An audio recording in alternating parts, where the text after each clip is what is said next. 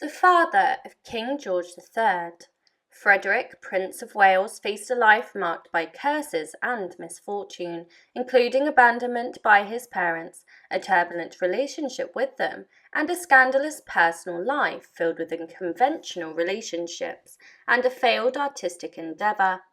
Despite his aspirations, his legacy was one of turmoil and family discord. His legacy was cursed. Frederick, Prince of Wales, had a destiny marred by misfortune. Instead of ascending to the throne, he ended up fathering one of history's most notorious mad kings, George III. Yet, Frederick's story is rife with more startling twists, from his astonishing rift with his parents to his abrupt and unsettling demise.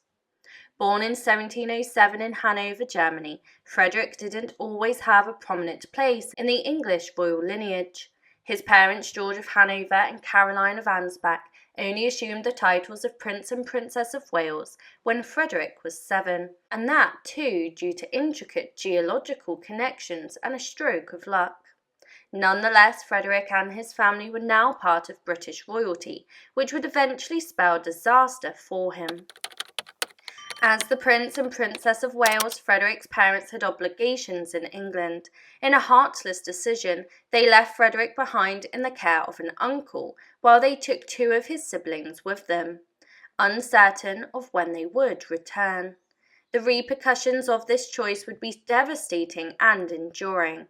And even though Frederick spent his crucial formative years separated from his parents, their influence still loomed, at times unsettling.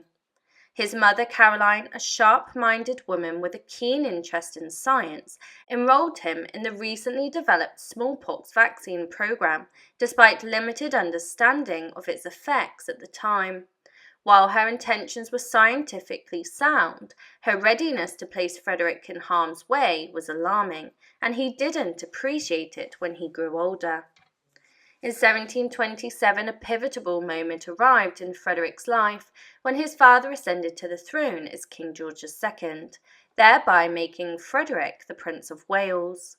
At the age of 20, Frederick was finally allowed to enter England and fulfill his duties to what was essentially a foreign nation.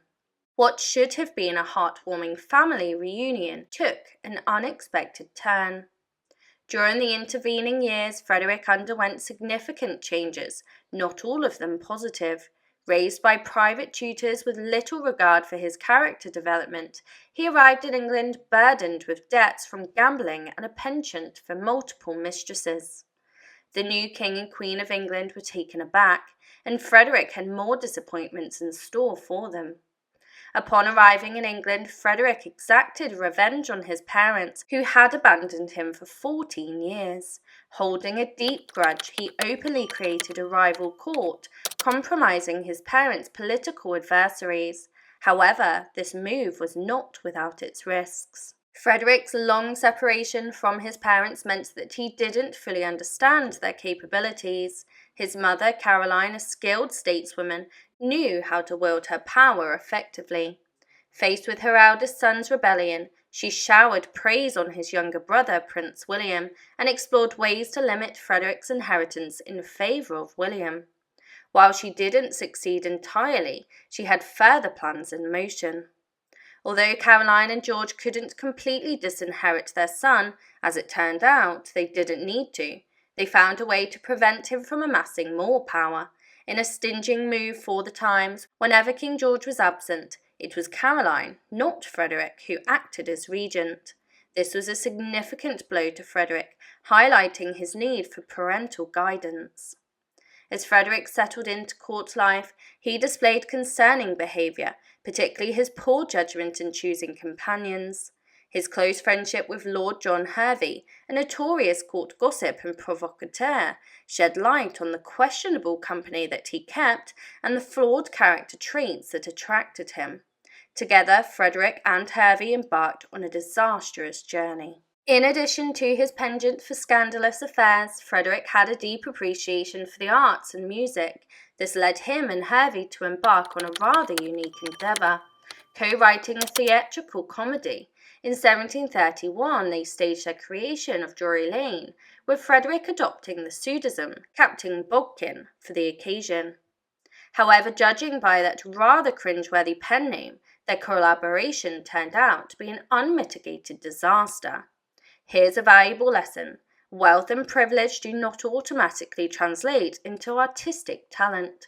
It's reported that Frederick and Hervey's pet project was so horrendous that the manager of Drury Lane was convinced it wouldn't survive its opening night, regardless of royal patronage.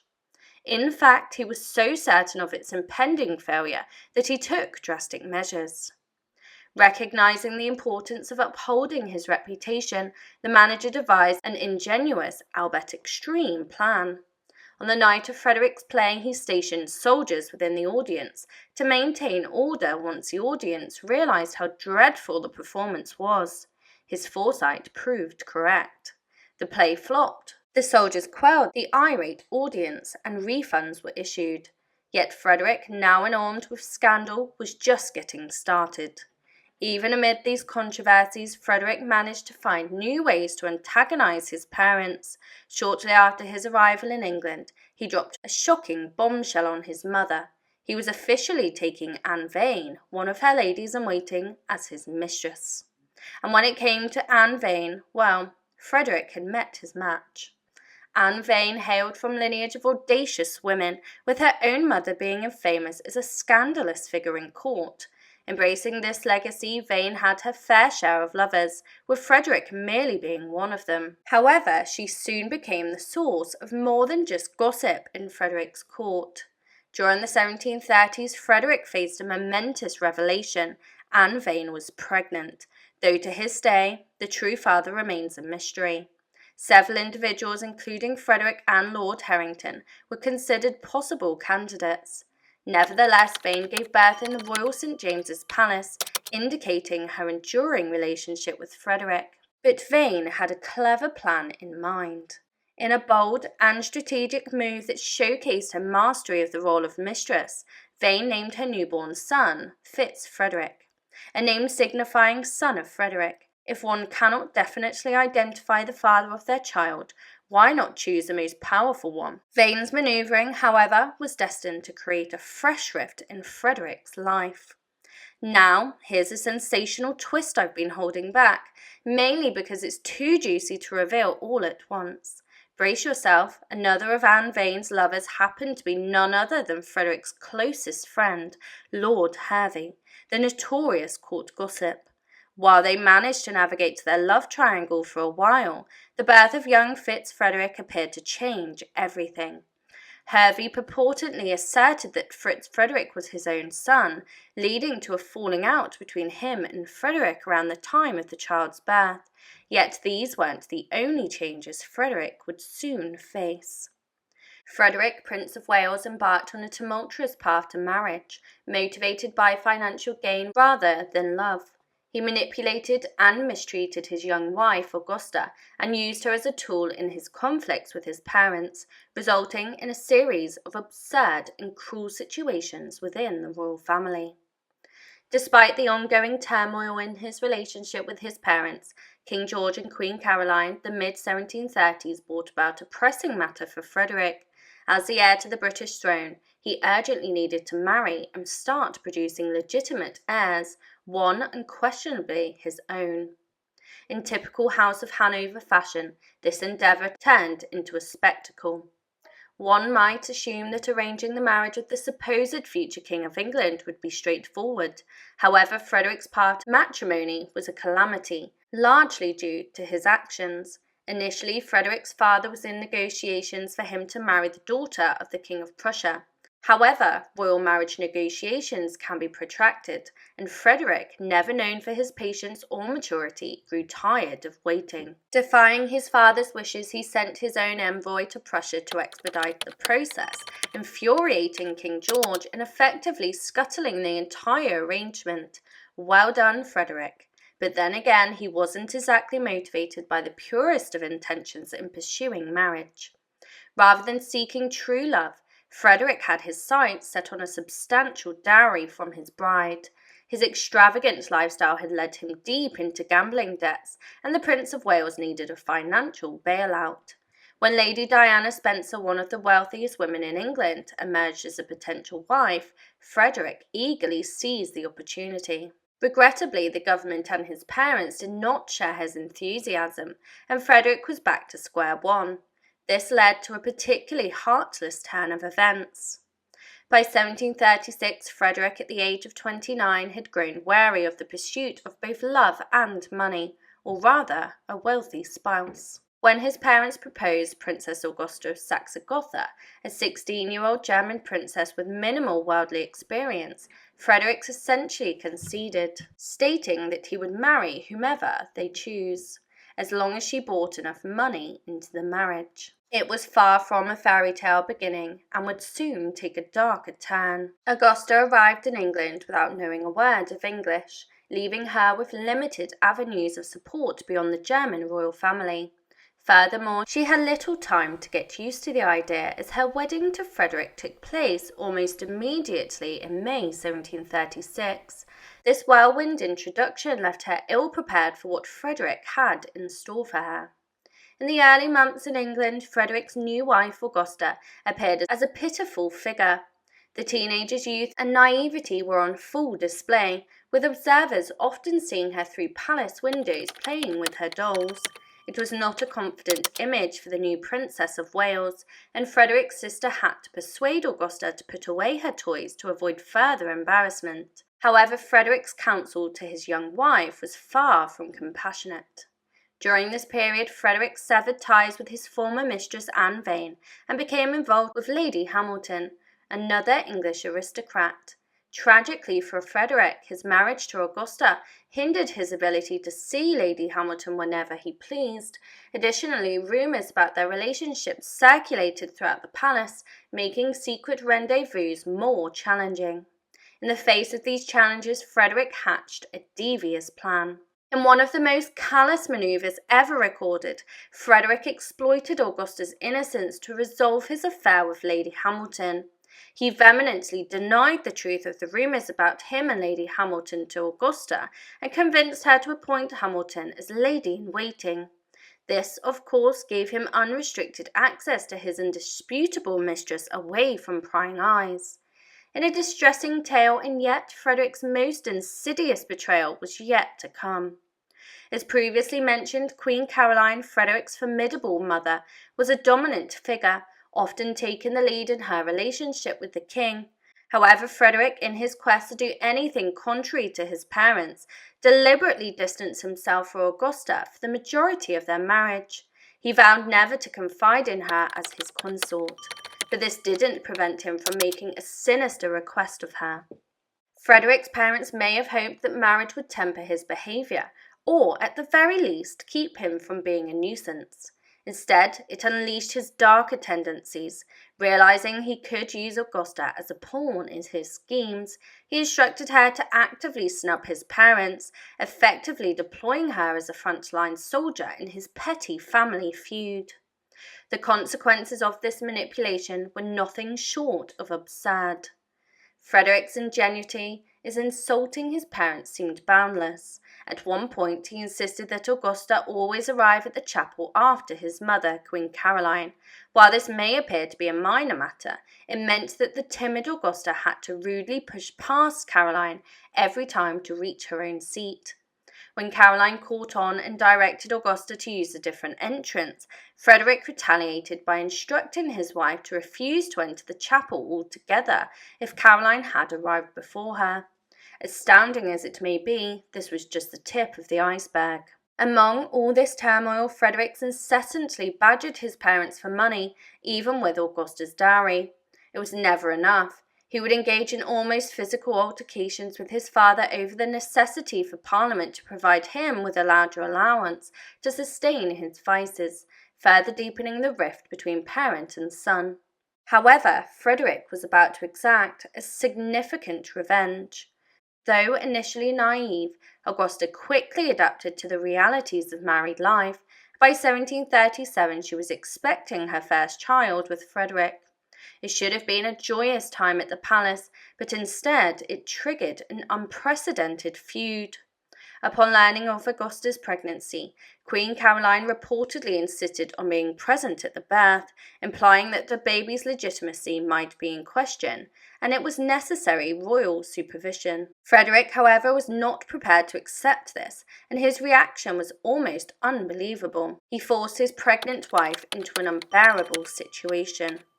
In July 1737, Augusta went into labour. Instead of providing any assistance, Frederick immediately compelled her to hastily enter a carriage and endure a 1.5-hour journey, all while in labour, mind you, to the remote St. James's Palace. His motive?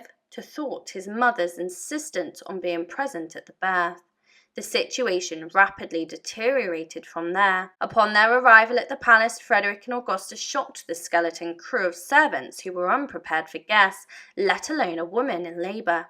There was no suitable birthing bed or linens available, and consequently Augusta, in dire straits, gave birth to their daughter, little Princess Augusta, on a tablecloth. Yes, you heard that correctly. Nevertheless, the ordeal was far from over. Prince Frederick, son of King George II and Queen Caroline, had a tumultuous relationship with his parents, marked by bitterness and public humiliation. Despite later attempts at reconciliation, his early actions and animosity with his mother and father had lasting consequences, ultimately leading to a troubled legacy for his son, King George III. Queen Caroline possessed an extensive network of informants which quickly alerted her to her despised son's actions. She promptly hurried to St. James's Palace, accompanied by Frederick's former best friend, Lord Hervey. Once there, she took the opportunity to shower the new parents with insults. Reportedly, the Queen made it abundantly clear how delighted she was that they had welcomed a poor, ugly little she-mouse, as nobody would mistake an illegitimate girl as a legitimate heir. If there ever was a beginning to Frederick's relationship with his parents, this marked its bitter end. Following the birth of Frederick's daughter, Queen Caroline virtually disowned her son and harboured nothing but contempt for her daughter-in-law. Recognizing that everything Augusta did was orchestrated by Frederick, Caroline once derided, "Poor creature, were she to spit in my face, I should only pity her for being under such a fool's direction and wipe it off." Her most venomous remarks, however, were reserved for her own son. The extent of the animosity between Frederick and Caroline is difficult to exaggerate. On one occasion, she delivered one of history's cruelest insults to her son. According to Lord Hervey, she once spotted Frederick walking and exclaimed, "Look, there he goes, that wretch, that villain. I wish the ground would open the moment and sink the monster to the lowest hole in hell." Imagine hearing those words from your own mother. Now imagine your mother was the Queen of England. Nevertheless, Frederick had more mischief in store, particularly concerning his father. Around this time, public support for Frederick's parents began to dwindle, particularly as his father frequently left the country and his mother assumed more regent duties. At one point, a prankster posted a notice on one of the royal residences, humorously critiquing George. "Lost or strayed out of this house, a man who has left a wife and 6 children. For Frederick, it must have been a source of petty delight. However, more was in store for him. The end of 1736, Frederick's father hurried back from a trip to Hanover in an attempt to placate his disgruntled subjects. Tragedy struck en route. The king's ship encountered a severe storm, and many feared that he had perished. Rather than feeling a shred of grief, Frederick perceived this as a cunning opportunity. Reports of the king's demise had been greatly exaggerated, and King George II returned to England in 1737, alive but physically drained. He was feverish and urgently required rest. This was precisely when Frederick seized his chance. The Prince of Wales fueled rumours by asserting that the king was genuinely on his deathbed. He then sat back and watched the ensuing chaos unfold. As the news spread, everyone assumed that Frederick, being the king's son, was a reliable source. The court was thrown into a panicked frenzy over the news. This effectively compelled King George to leave his sickbed and attend a social event to prove that he was not, in fact, dying.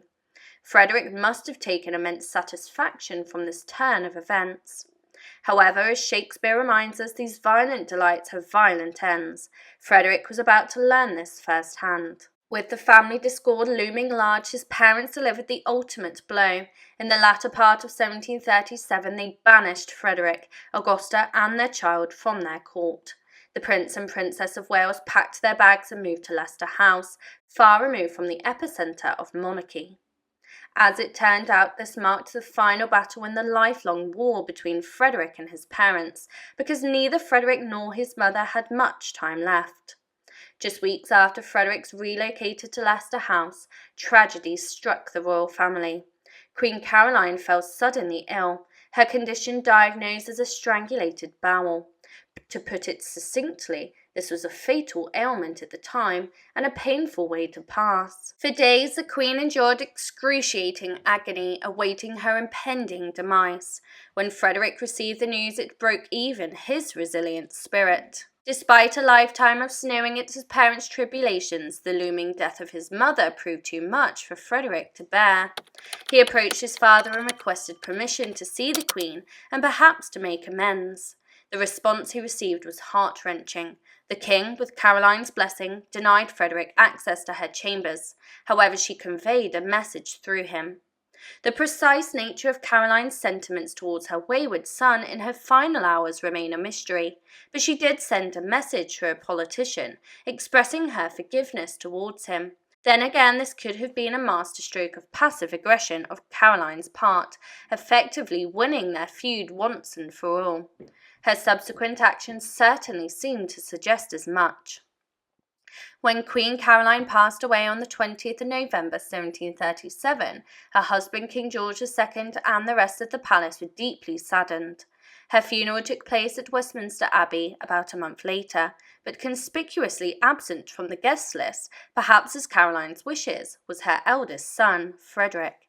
A regrettable situation indeed. Nevertheless, the remaining years of Frederick's life were about to take an unexpected turn. Following his mother's death, Frederick seemed to undergo a significant transformation for the next decade or so. He adopted a more responsible and respectable lifestyle, settling into life at Leicester House. He and Augusta went on to have a large family with 9 children, including the future King George III.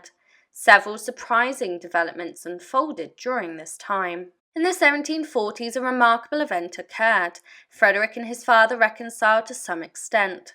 While this reconciliation was primarily driven by political impendency, as the Jacobite rebellion posed a potential succession crisis in Scotland, their relationship improved enough that Frederick and Augusta became regular attendees at court functions. However, just as his mother Caroline, any reconciliation came too late. In March 1751, at the age of 44 and seemingly in good health, Frederick likely suffered a sudden pulmonary embolism and passed away while at home in Leicester House. This event sent shockwaves through the kingdom. At the time, Augusta was 32 and pregnant with their 9th child. Her world was suddenly turned upside down and chaos ensued. Augusta, Frederick's newly widowed wife, was deeply affected by his passing. At 32, she was devastated upon hearing the news. According to her doctor, she had difficulty believing it, and her attendants spent hours trying to convince her of the reality. However, not everyone mourned his loss. Following Frederick's death, his father, King George II, showed little grief and arranged a modest funeral for his late son. It seemed that the reconciliation had mostly been for appearances, and George II remained largely indifferent to Frederick's passing. This fulfilled Frederick's long-standing desire to remove his least favourite son from the line of succession. Nevertheless, Frederick's legacy lived on, thanks to an unexpected source. Princess Augusta had grown considerably since her marriage to Frederick. Recognizing her dependence on King George II's favour to secure the throne for her eldest son, Augusta humbled herself before the monarch. Her efforts were successful, as she reportedly charmed the king to the extent that he appointed her as regent if he were unable to rule and her son was still too young. This was an achievement Frederick had failed to attain during his lifetime, ultimately contributing to his son's accession as King George III. However, in hindsight, this may not have been a favourable outcome. In the end, Frederick's lineage was marred by a dark chapter. King George III, as history now knows, became Mad King George. Suffering from either porphyria or, more likely, bipolar disorder, George III endured recurring bouts of mania in adulthood, characterized by frothing at the mouth, incoherent speech, and prolonged periods of instability in England. This was not the legacy Frederick would have desired for his son. Remember, the stories of the past people shape our present and future. Keep exploring history, and I'll see you next time on Past People. The meddling mother of King George III. Princess Augusta of Saxe-Gotha's life was marked by a series of tragedies and intrigues, from the shattered dreams of her youth when she envisioned becoming queen, but instead married a manipulative prince, to her tumultuous relationship with her in-laws, King George II and Queen Caroline. Her story is one of relentless hardship, and as we delve into the complexities of her royal journey, we witness a young, naive princess navigating treacherous family dynamics, falling victim to her husband's cruel schemes, and enduring a harrowing childbirth that would ultimately lead to her banishment from the royal court. Princess Augusta of Saxe-Gotha, known as the mother of Mad King George, endured a series of unfortunate events in her life. While her dreams of becoming queen were shattered due to her husband's sudden death, she witnessed her son's descent into madness as he ascended to the throne. Regrettably, her own behaviour took a dark turn, making her one of history's most exacerbating mother-in-laws, as those familiar with Queen Charlotte's prequel in Bridgerton might attest. Augusta's royal journey began in the small German principality of Gotha in 1719. At just 16, she was married off to Prince Frederick, the son of King George II of Great Britain and the Prince of Wales, which seemed like the start of a fairy tale match, but quickly turned into a nightmare. Though Augusta likely believed she was marrying her Prince Charming, Frederick proved to be a walking red flag. He was significantly older than her and notorious for his debauchery, including gambling, drinking, and womanizing. Frederick's motivations for the marriage were dubious at best, and it turned out that Frederick, deep in debt due to his extravagant lifestyle, had married Augusta solely for her dowry. Unfortunately, Augusta's inability to communicate in English or French, in addition to her native German, further complicated matters. This language barrier was particularly challenging given that she entered a royal court where all three languages were spoken. Augusta's naivety was also striking. She had little knowledge of adult matters, as evidenced by courtiers observing her playing with dolls in her first year as the Princess of Wales. Frederick, taking advantage of her inexperience, hatched a cruel plan. He arranged for his lover, Lady Hamilton, to become one of Augusta's ladies of the bedchamber, convincing Augusta that this move disproved any rumours about his relationship with her, while granting himself greater access to his mistress. Frederick's cruelty towards Augusta, however, was just beginning to escalate. Augusta's challenging relationship with her in-laws. When Princess Augusta married Prince Frederick, she entered a marriage without fully understanding the complexities of her husband's family dynamics. Frederick had been embroiled in a long-standing feud with his parents, King George II and Queen Caroline of Ansbach, to the point of establishing a rival court in opposition to them. Navigating in-law relationships is rarely easy, and Augusta found herself in a precarious situation, which she unfortunately handled very poorly. She became a pawn in Frederick's scheme. Frederick, already using Augusta as a pawn in his family feud, escalated his manipulative tactics. He began instructing Augusta to deliberately annoy his mother, Queen Caroline, in any way possible. Augusta, still a teenager, obediently followed his directives, which included arriving late to the chapel and rudely pushing past the Queen consort to reach her seat. The situation took an embarrassing turn. Queen Caroline's disdain for Augusta. Queen Caroline, a highly intelligent woman of her time, devised a clear solution to avoid confrontations with Augusta. She instructed her attendants to direct Augusta to another chapel entrance to prevent any awkward encounters. However, Frederick persisted, demanding that Augusta make a show of refusing to enter the church if Queen Caroline had already arrived. The tension between them escalated to the point where Queen Caroline commented on Augusta's predicament, displaying her wit and composure. Queen Caroline's lack of trust.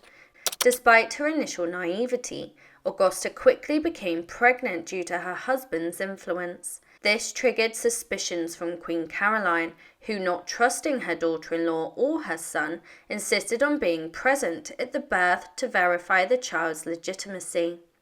At the time, concerns about royal mothers substituting babies or infants from nearby villages were not uncommon.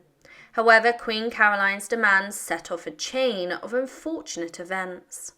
A chaotic birth experience for Augusta. In July 1737, Augusta went into labour, unaware that this would become another pawn in her husband's ongoing battle with his parents. Frederick insisted that she travel by carriage to the remote St. James's Palace to ensure that his mother and father would not be present at the birth. This sudden decision led to a chaotic and unprepared birthing situation for teenage Augusta. Frederick's abrupt plan caught St. James's Palace off guard, leaving teenage Augusta to give birth to a royal heir, a girl named Augusta, on a tablecloth. It was an incredibly harrowing introduction to motherhood, with more challenges on the horizon. The Queen's insult to the child. Upon hearing the news of the birth, Queen Caroline and King George II expressed their disapproval of Frederick's actions. While Queen Caroline saw that the baby was a girl, and therefore not a suspected changeling, she made a disparaging remark, expressing relief that Augusta had given birth to a poor, ugly little she-mouse, instead of a large, fat, healthy boy. Despite her unkind words, Queen Caroline's actions were about to make a more severe turn. Banishment from court.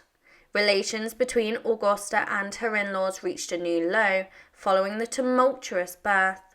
King George II and Queen Caroline banished Augusta and her husband from the royal court, forcing them to live in isolation at Leicester House, far removed from society. It could have been an opportunity for a quieter life, but fate had other challenges in store for them. As Augusta's life unfolded in a complex web of family dynamics and political intrigue, she faced unrelenting challenges and controversy. After Queen Caroline's ailing health failed to mend the rift between Augusta's family and her husband, Frederick's sudden death left her in an overwhelming grief. Augusta's fortunes took a turn.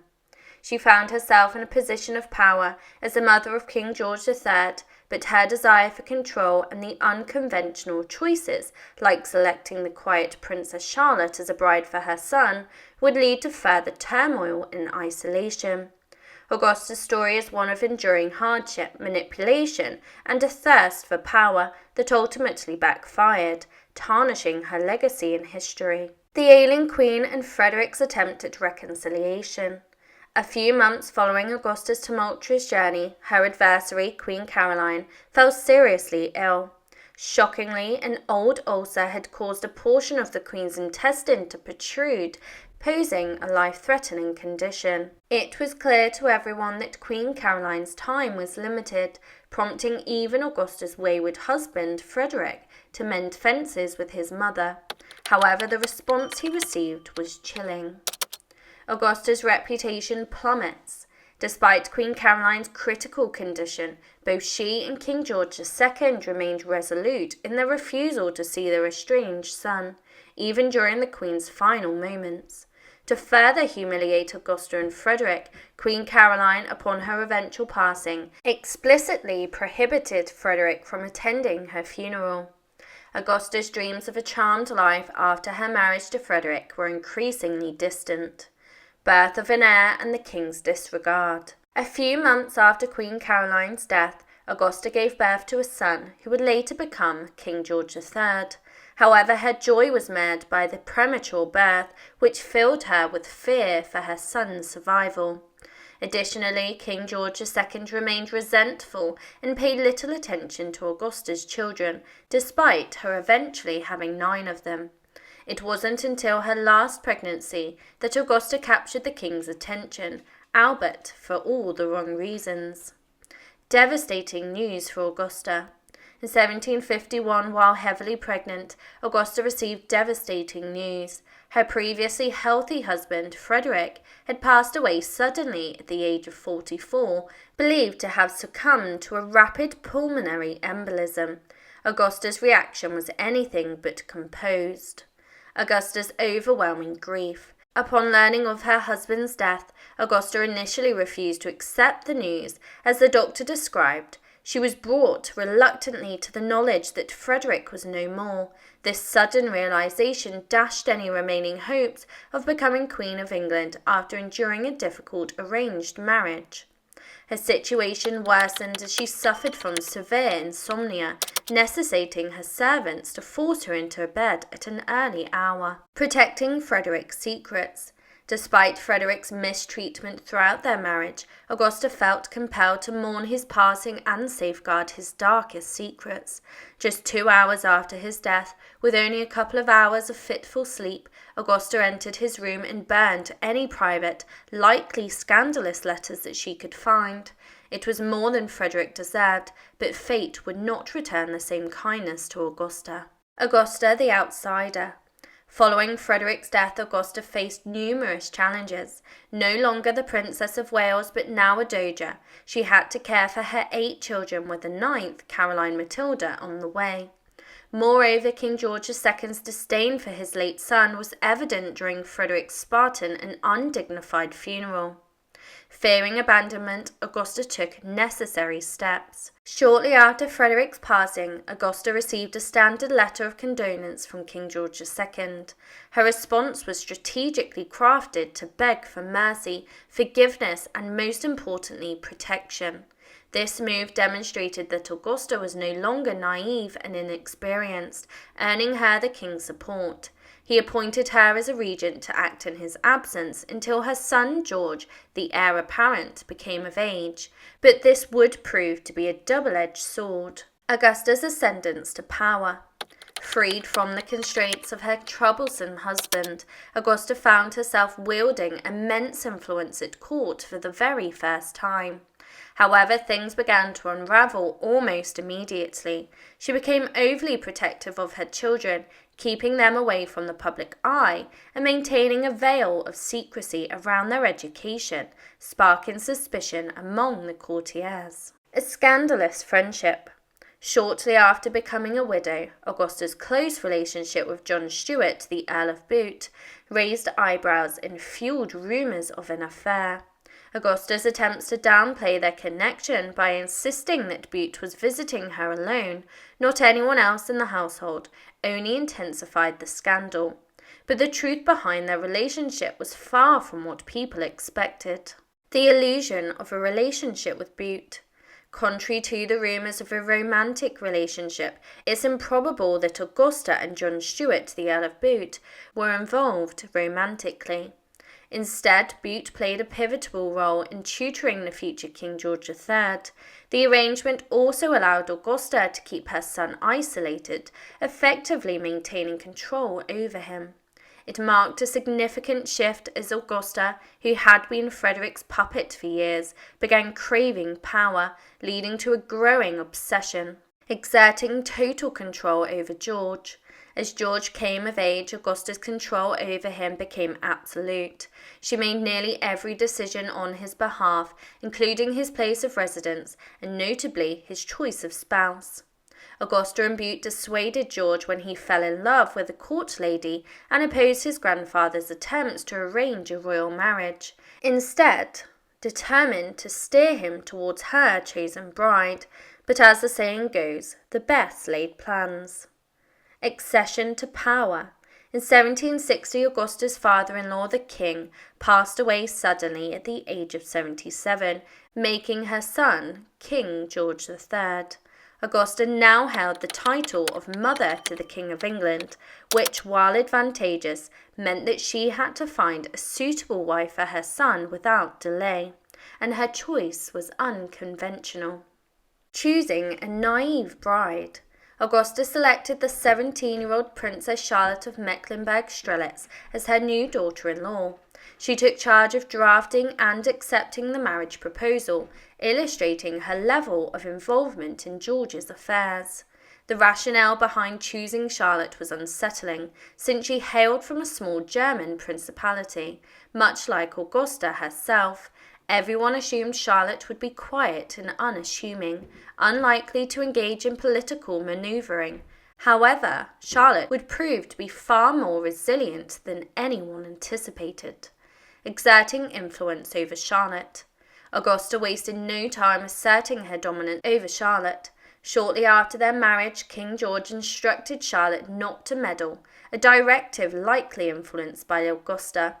Augusta employed other methods to keep Charlotte in her place. A nightmare for Queen Charlotte.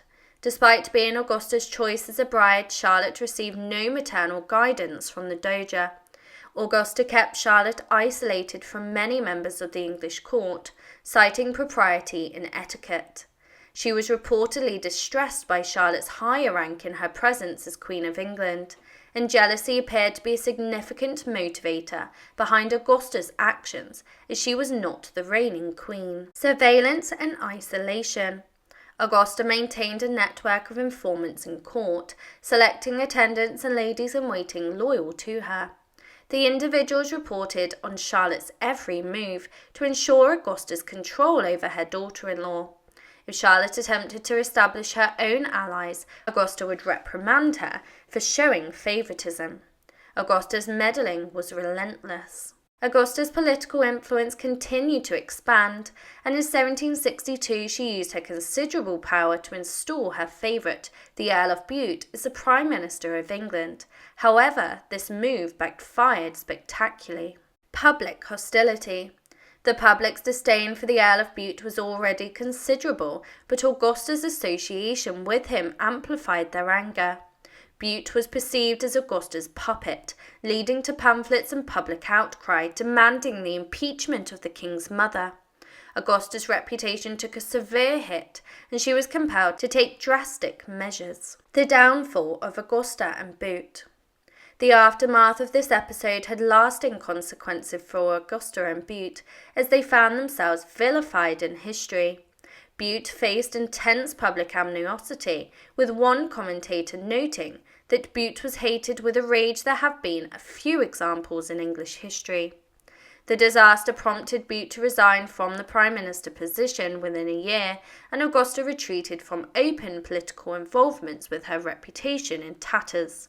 However, the greatest threat to her legacy was yet to emerge from within her own household. In the tumultuous world of Augusta, the mother of King George III, family discord and drama continued to plague her life, even as she faced her own health crisis. Her relationship with her children remained strained, with some defying her wishes, and her role in concealing her son's mental illness raised questions about her judgment. As her health deteriorated due to throat cancer, she orchestrated a dramatic farewell tour and unwittingly set the stage for a series of heated disputes between her eldest daughter and Queen Charlotte. Yet, the most devastating blow came with the shocking news of her daughter Caroline Matilda's imprisonment and exile, marking a dark legacy that Augusta couldn't have foreseen in her tumultuous journey through the royal courts of Europe. A strained relationship with her children. Surprisingly, despite King George III's deep affection and respect for his mother, the rest of Augusta's children harboured a strong dislike for her. Her eldest daughter, Augusta of Great Britain, actively befriended Queen Charlotte early on, mainly to vent her grievances about her mother. However, the most significant discord in Augusta's family came from an unexpected source. Witnessing her son's mental decline. In 1765, Augusta received devastating news. Her son, King George III, suffered the first of what would become recurring bouts of mental illness. These episodes, characterized by fever, insomnia, and cognitive impairment, raised concerns about his fitness to rule. The government even passed a Regency Act in response, although it was later repealed as George showed signs of recovery. Augusta, however, played a troubling role in this crisis, concealing a dark secret. In the face of George's deteriorating mental health, Augusta and her confidant, the Earl of Bute, kept his troubling condition hidden from his wife, Queen Charlotte. Augusta, driven by her need to control the narrative, failed to disclose the truth, and karma, however, had its way.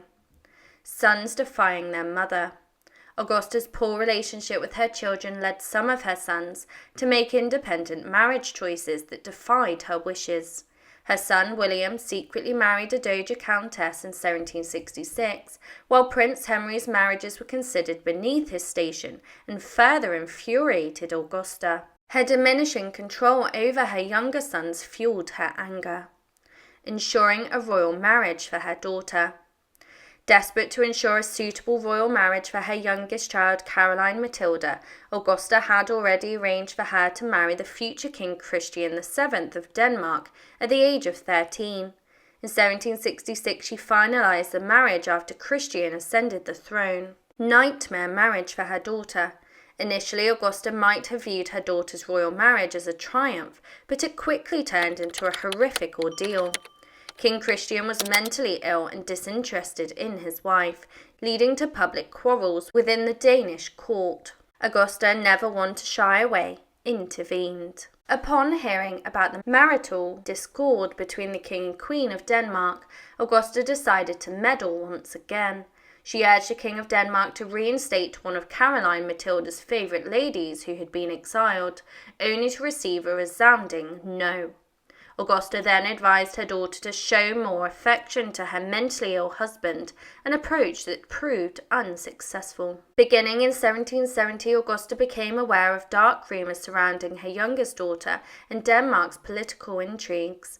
Concerned, Augusta, now in her 50s, visited her daughter to address the situation, hoping to exert her influence. Augusta entered Caroline Matilda's residence with the intention of talking some sense into her daughter, but she was met with a shock. Caroline Matilda appeared wearing breeches, a bold and scandalous choice for the time. Augusta voiced her displeasure, but for the first time in a long while, someone was about to challenge her. A defiant response. Augusta, who had spent decades getting her way, found herself facing resistance. Caroline Matilda, in response to her mother's objections, curtly retorted, "Pray, madame, allow me to govern my own kingdom as I please." Augusta was suddenly dealing with a defiant daughter. A farewell tour. In 1772, Augusta confronted a frightening reality. She was suffering from throat cancer that would ultimately claim her life. Due to her character, she didn't pass away quietly. Instead, she organised a farewell tour for herself and invited her eldest daughter to visit for an extended period, unwittingly setting the stage for dramatic events. Courtly turmoil in her final moments. Augusta's determination to make a lasting impression in her final months brought about turmoil within her court. Queen Charlotte, who had a history of strained relations with the dowager, began to engage in heated disputes with her daughter. They sped over matters of etiquette, with Queen Charlotte mirroring Augusta's past criticisms, and the Queen even controlled when and how King George III could visit his sister. Augusta's legacy of stirring the pot continued, but the ensuing events were far from trivial. Her daughter's imprisonment. In February 1772, Augusta received shocking news that left her devastated. Her daughter, Caroline Matilda, had become embroiled in a scandalous affair with a courtier. This was no minor indiscretion, as the King of Denmark had taken action, arresting Caroline Matilda and imprisoning her in Kronenberg Castle. Augusta's life suddenly became engulfed in a dramatic turn of events, and it proved to be the ultimate blow. A final struggle. Augusta's strength dwindled rapidly upon learning of Caroline Matilda's scandal. For 10 days she sustained herself solely on cordials while grappling with anxiety over her daughter's fate. On February the 8th, 1772, at the age of 52, Augusta breathed her last breath. Later that year, the King of Denmark forcibly divorced Caroline Matilda and exiled her, tarnishing her reputation for the rest of her life. However, Augusta missed one final twist of fate, a dark legacy. Augusta never lived to witness the downfall of her royal daughter or the full extent of her royal son's madness. More than a decade after her passing, King George III succumbed to another episode of mental illness, demonstrating that his affliction was persistent. He eventually passed away in 1820, nearly half a century after Augusta, with his sanity severely eroded.